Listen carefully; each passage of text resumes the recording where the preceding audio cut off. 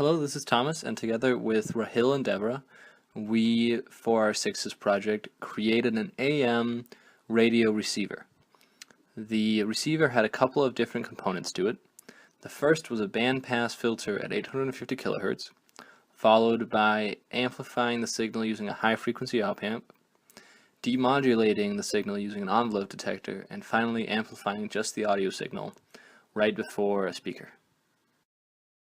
As I mentioned, the first thing that we do is create a bandpass filter around 850 kHz. The transfer function for which you can see here. The reason why we selected 850 kHz is because that's the signal of a particularly strong radio station in this area, which in our case is ESPN.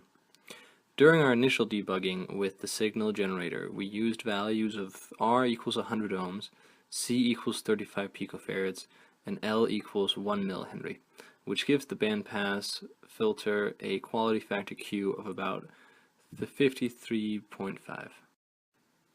The next piece of the circuit is a high-frequency op-amp. Because AM radio signals tend to be very low amplitude, we amplified our signal after the bandpass filter using a non-inverting amplifier called AD8056. We chose this particular op-amp because it has a high gain bandwidth product, and it works well for the high frequencies that are in our signal. Its gain bandwidth product is 300 MHz, which allows us to have a gain of about 300 at a frequency of 850 kHz. The next piece of the circuit is the actual AM demodulation. We demodulate the signal with what's known as an envelope detector. An envelope detector contains a rectifying diode and a parallel RC low-pass filter. What we see here is the function for a square wave and the frequency response Bode plot of a low-pass filter, and finally the scoped output of that diode where we can see the rectifying behavior of the diode. The last fairly easy bit was just passing off the demodulated audio signal into a very simple amplifier and then just pushing it through to a speaker so that we can actually hear the sounds that we're generating.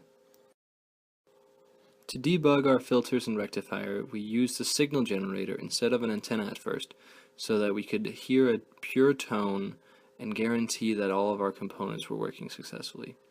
At first we used a sine wave at 850 kHz to make sure that we had tuned our RLC bandpass filter correctly.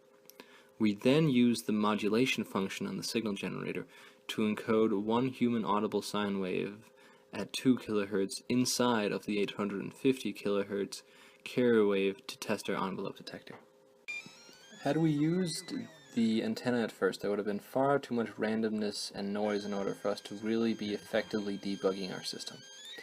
What we see here in this video is us successfully demodulating a carried audio signal that we're changing as we tune the little knob on the signal generator, and we can actually hear the pitch of that tone shift. Like the speaker's so happy, making noises and shit.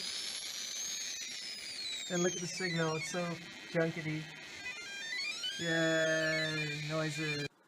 Finally, it came time to actually do our antenna and to actually receive a real signal from a radio transmitter out there somewhere in the world. At first we tried to do radio wire, but we found that it was too thin, or we weren't able to get a proper signal, so once we replaced it with a longer, bigger wire, we were able to get in a signal, and then after changing around a few of the resistor values that we had chosen and editing our Q value for the bandpass filter a little bit, we were able to actually successfully get a signal that we were able to demodulate from the air and actually get to hear ESPN coming through the speaker, as this next video will show.